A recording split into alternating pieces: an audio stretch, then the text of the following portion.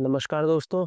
India में अगर government को लोन लेना है तो वो बॉन्ड्स इशू करती है, जिसको हम गवर्नमेंट सिक्योरिटीज बोलते हैं, यानी कि जीसेक के नाम से।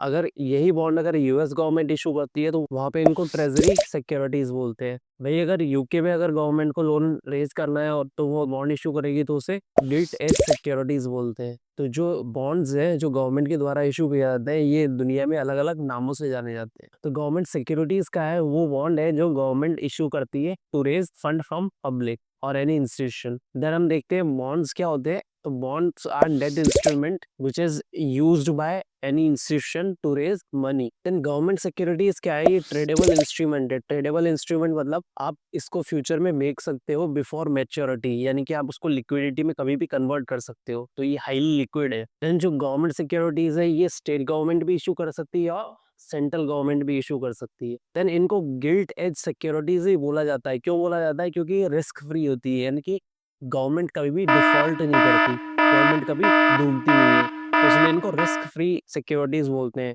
और ये कंपेरेटिवली अदर सिक्योरिटीज से कम इंटरेस्ट प्रोवाइड करते हैं क्योंकि ये लेस रिस्की है। वही अगर आप कॉर्पोरेट बॉन्ड्स खरीदेंगे तो आपको इंटरेस्ट रेट हाई मिलेगा कंपेयर टू गवर्नमेंट बॉन्ड्स। पर ये है कि गवर्नमेंट बॉन्ड्स में रिस्क कम होती है और कॉर्पोरेट बॉन्ड्स में रिस्क ज्यादा होती है, क्योंकि कॉर्पोरेट और कंपनीज डूब सकती हैं। देन हम देखते हैं गवर्नमेंट सिर्फ डेट सिक्योरिटीज इशू कर सकती है। मतलब क्या है इसका? आपसे लोन लेने के लिए गवर्नमेंट सिर्फ आपको बॉन्ड्स इशू कर सकती है, यानी कि जैसे अगर कंपनी को लोन रेज करना है मार्केट से, कंपनीज के पास दो ऑप्शन है, वो या तो आपको शेयर्स इशू कर सकती है या फिर बॉन्ड इशू कर सकती है। पर जो गवर्नमेंट है, गवर्नमेंट के सिर्फ पास सिर्फ एक ही ऑप्शन है, वो आपको बॉन्ड इशू कर सकती है। गवर्नमेंट अपने गवर्नेंस में आपको शेयर नहीं दे सकती, यानी कि हिस्सा नहीं दे सकती, सिर्फ आपसे लोन रेज कर सकती है। जबकि कंपनीज है वो आपको आप शेयर होल्डिंग दे सकती है, यानी कि आपको अपनी कंपनी में हिस्सेदारी बना सकती है। देन हम देखते हैं प्राइमरी मार्केट और सेकेंडरी मार्केट्स क्या होते हैं। अगर गवर्नमेंट या कंपनीज पहली बार शेयर इशू करती है तो डायरेक्टली इन्वेस्टर्स उन कंपनी से खरीद सकते हैं, तो उसे प्राइमरी मार्केट बोलते हैं। वहीं अगर एग्जिस्टिंग सिक्योरिटीज की सेल एंड परचेज होती है तो वो सेकेंडरी मार्केट होता है। यानी कि आपको कोई नई चीज खरीदनी है, यानी कि मान लीजिए सिक्योरिटीज की जगह हम कार का एग्जांपल लेते हैं।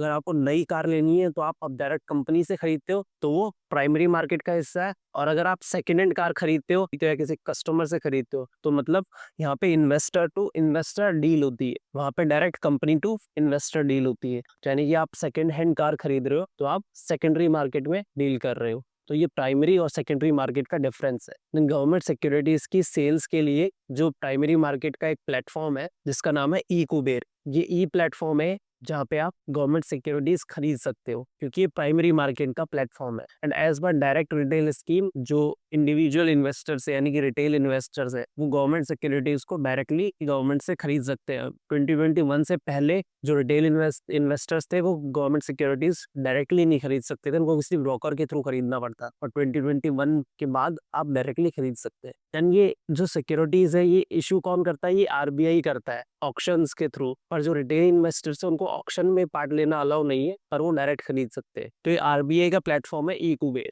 देन आपको गवर्नमेंट की सिक्योरिटीज सेकेंडरी मार्केट में परचेज करनी है या सेल करनी है तो उसके लिए एक जो गवर्नमेंट ऑफ इंडिया का प्लेटफॉर्म है वो है नेगोशिएटेड डीलिंग सिस्टम ऑर्डर, जिसको आप एनडीएस के नाम से भी जानते हैं। ये सेकेंडरी मार्केट है। देन हम गवर्नमेंट सिक्योरिटीज के कुछ टाइप्स और फीचर्स पढ़ लेते हैं। गवर्नमेंट सिक्योरिटीज डिफरेंट टाइप की होती है, यानी 4 टाइप्स की होती है।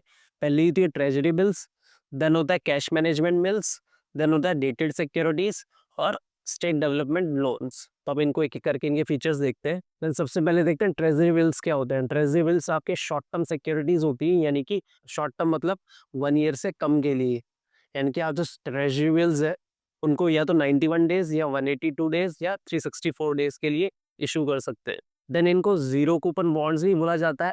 जीरो कूपन बॉन्ड्स मतलब क्या है कि यानी कि इस पे आपको कोई इंटरेस्ट नहीं मिलता है, यानी कि कूपन रेट जीरो होती है। तो फिर इन्वेस्टर्स खरीदेंगे क्यों? तो जो ये जीरो कूपन बॉन्ड्स है ये हमेशा डिस्काउंट में इशू किए जाते हैं और फेस वैल्यू पर रिडीम किए जाते हैं। यानी कि जब गवर्नमेंट इसको इशू करती है तो इसको डिस्काउंट पे करेगी। यानी कि मान लीजिए 100 का बॉन्ड है, जो फेस वैल्यू है वो 100 है, तो गवर्नमेंट इसको डिस्काउंट पे यानी कि 50 पे इशू करेगी। जब इसकी जो मैच्योरिटी पीरियड होगा 91 डेज या 182 या 364, जो भी मैच्योरिटी पीरियड होगा, उसके बाद आपको जो रिडीम करवाएंगे इसको तो आपको पूरे 100 रुपीज मिलेगी, यानी फेस वैल्यू। तो डिफरेंस है आपका, वो आपका रिटर्न हो जाता है, इसको आप यील्ड बोल देते हो। पर इन पे जो कूपन रेट यानी कि फिक्स्ड इंटरेस्ट होता है वो जीरो होता है, इसलिए इनको जीरो कूपन बॉन्ड्स बोलते हैं। देन जो ट्रेजरी बिल्स है गवर्नमेंट ऑफ इंडिया इशू कर सकता है सिर्फ। देन ये मनी मार्केट का इंस्ट्रूमेंट है, मतलब क्या है, यानी कि जो भी सिक्योरिटीज 1 ईयर से कम के लिए इशू होती है वो मनी मार्केट का इंस्ट्रूमेंट होता है, और 1 ईयर से ज्यादा होती है तो देन वो कैपिटल मार्केट का इंस्ट्रूमेंट होता है। तो ये दो डिफरेंस याद रखने हैं आपको, मनी मार्केट कैपिटल मार्केट में, और प्राइमरी मार्केट और सेकेंडरी मार्केट में। मनी मार्केट और कैपिटल मार्केट में जो आपका ईयर्स का डिफरेंस होता है, 1 ईयर से पहले मनी मार्केट, 1 ईयर के बाद कैपिटल मार्केट। और देन प्राइमरी मार्केट और सेकेंडरी मार्केट में क्या डिफरेंस है, प्राइमरी मार्केट आपका न्यूली इशूड सिक्योरिटीज के लिए, और सेकेंडरी मार्केट आपका एग्जिस्टिंग सिक्योरिटीज की सेल और परचेज के लिए। प्राइमरी मार्केट में आपके कंपनी या government to investor direct deal होती है, जबकि सेकेंडरी मार्केट में इन्वेस्टर टू इन्वेस्टर डील होती है। देन हम कैश मैनेजमेंट बिल देख सकते हैं। कैश मैनेजमेंट बिल क्या होता है कि 2010 में इंट्रोड्यूस किया गया था गवर्नमेंट के द्वारा पहली बार, और शॉर्ट टर्म इंस्ट्रूमेंट है ये। शॉर्ट टर्म इंस्ट्रूमेंट यानी कि ये भी सिर्फ 1 ईयर से कम के लिए होता है।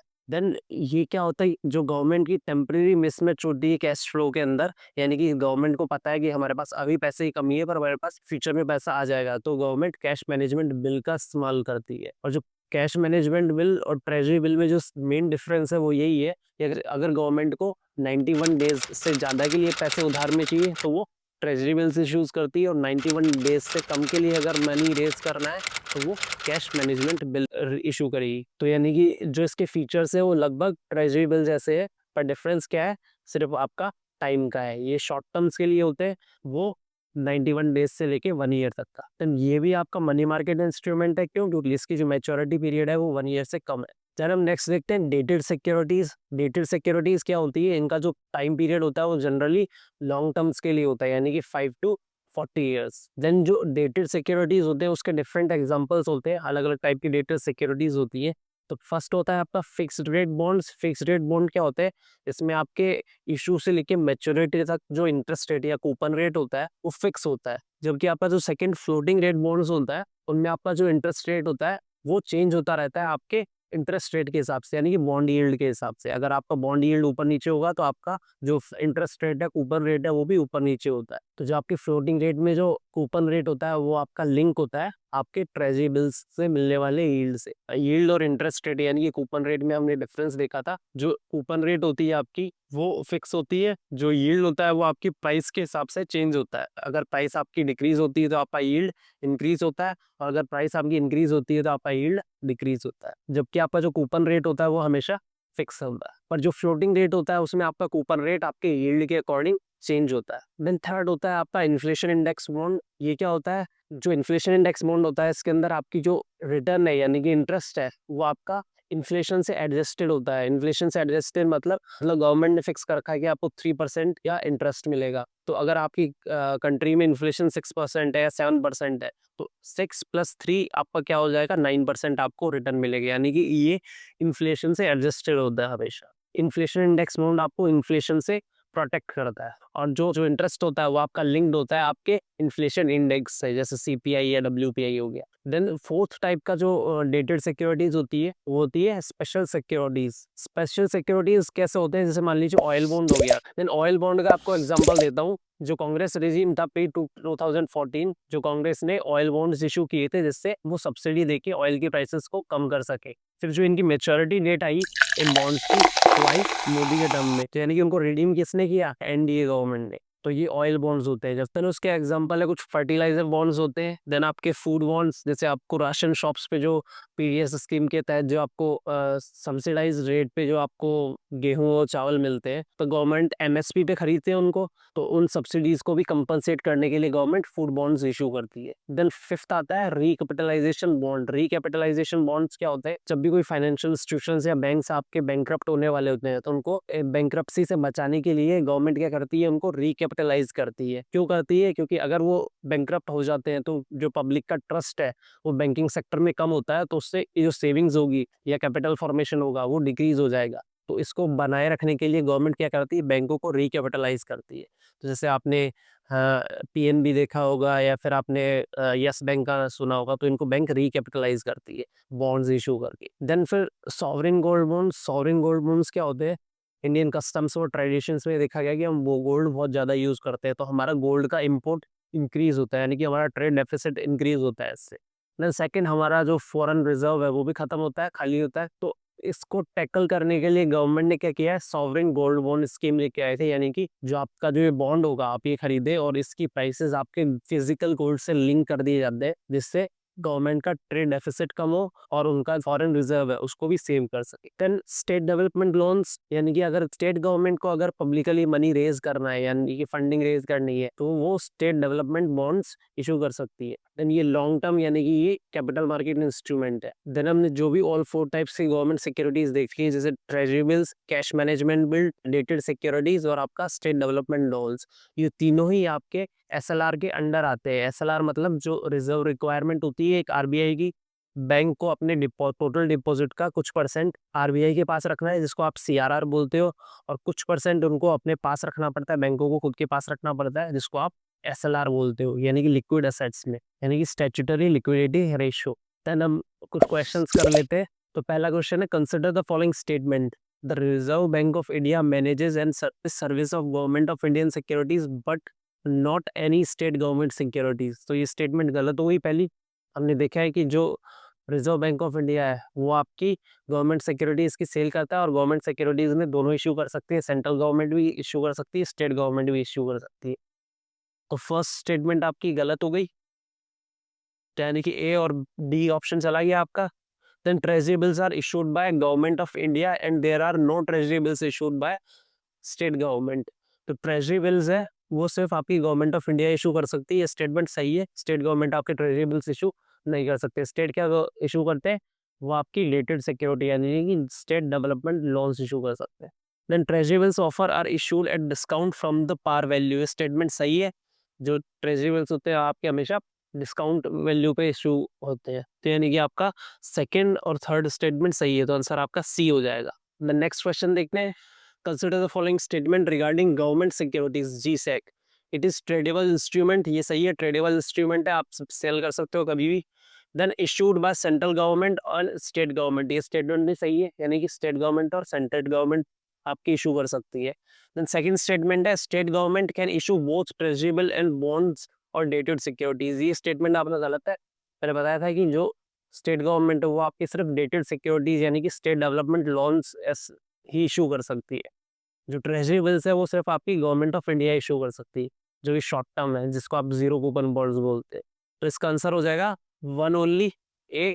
द नेक्स्ट आता है, with reference to India consider the following statement, retail investors through demat account can invest in treasury bills and government of India's debt bonds in primary market.